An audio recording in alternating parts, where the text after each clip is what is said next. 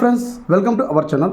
ఈరోజు వీడియో వచ్చేసి ration card eKYC ప్రాసెస్లో భాగంగా కేంద్ర రాష్ట్ర ప్రభుత్వాలు మనకి రేషన్ కార్డు కలిగిన ప్రతి ఒక్కరూ ఈకేవైసీ పూర్తి చేసుకోవాలని చెప్పేసి క్లియర్గా మనకి గైడ్లైన్స్ అయితే ఇవ్వడం. అందులో మనకి డీలర్ షాప్ దగ్గర కానీ గ్రామ సచివాలయం కానీ మనం ఈకేవైసీ చేసుకోవచ్చండి. అలాగే ఎవరైతే డీలర్ షాప్ ఉన్నారో మీ సరౌండింగ్లో ఉండే డీలర్ షాపు అక్కడ మీకు రైస్ కార్డ్ ఈకేవైసీ సంబంధించి రైస్ కార్డ్ హోల్డర్స్ ఎవరైతే ఉన్నారో వారి యొక్క పెండింగ్ లిస్ట్ అయితే ఇవ్వడం ఉంది. ఆ పెండింగ్లో ఉన్న వాళ్ళు మాత్రమే ఈకేవైసీని పూర్తి చేసుకోవచ్చండి. సో ఆ ప్రాసెస్ మొత్తం మనకి ఈ వీడియో ద్వారా మీకు తెలియజేయబడుతుంది.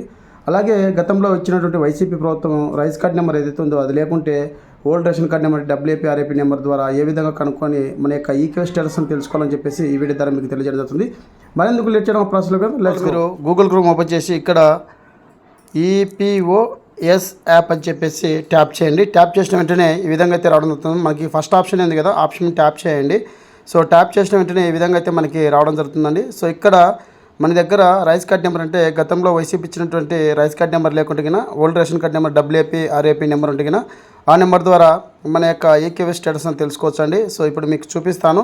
సో ఇక్కడ మనకి హోమ్ అని చెప్పేసి దీని కింద రిపోర్ట్ అని చెప్పేసి ఉందో ఆ రిపోర్ట్ మీద క్లిక్ చేస్తే MIS అని చెప్పేసి ఆప్షన్ ఉంటుంది. ఆప్షన్ మీద క్లిక్ చేసిన వెంటనే ఇక్కడ చూడండి మనకి ration card to rice card search అని చెప్పేసి ఉంది ఆప్షన్. ఈ ఆప్షన్ మీద ట్యాప్ చేయండి.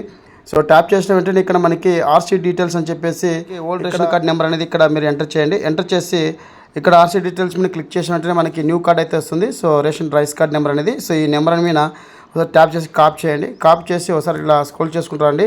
సో ఇక్కడ మీకు EPDS అని చెప్పేసి ఆప్షన్ ఉంది కదా కింద. సో ఇక్కడ చూడండి మీకు EPDS అని చెప్పేసి ఆప్షన్ కింద ఉంది కదా.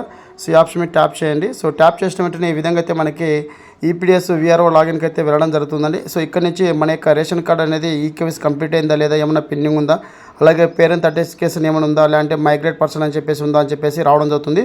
సో పేరెంట్ అథెంటికేషన్ ఉంటే పేరెంట్ ద్వారా ఈకేవైసీని చేసింటాం కాబట్టి వాళ్ళకి 6 సంవత్సరాలు ఉంటే మీ సేవ దగ్గరికి వెళ్ళి మనం బయోమెట్రిక్ అనేది వేయించుకోవాలి. లేకుంటే ఇక్కడ మనకి 5 years బిలో ఉన్న వాళ్ళకి మదర్ యొక్క బయోమెట్రిక్ ద్వారా మనం వాలంటీర్ ఉన్నప్పుడు ఈకేవైసీ చేయడం అయితే జరిగిందండి. సో ఇప్పుడు ఆ ప్రాసెస్ మీకు చూపిస్తాను. ఎక్కడికి వెళ్ళకుండా మీ యొక్క మొబైల్లోనే మీ యొక్క ఈకేవైసీ స్టేటస్ అయిందా లేదా అని చెక్ చేసుకోవచ్చు. అయితే రావడం జరుగుతుంది. ఇక్కడ మనకి డాష్ బోర్డ్ అని చెప్పేసి కదా ఆప్షన్ మీద ట్యాప్ చేయండి. సో ట్యాప్ చేసిన వెంటనే ఇక్కడ మనకి EPDS అప్లికేషన్ సర్చ్ అని చెప్పేసి ఉంటుందండి. సో ఈ ఆప్షన్ ఉంటుంది మనకి EPDS అప్లికేషన్ సర్చ్ అని చెప్పేసి ఈ ఆప్షన్ మీద ట్యాప్ చేయండి.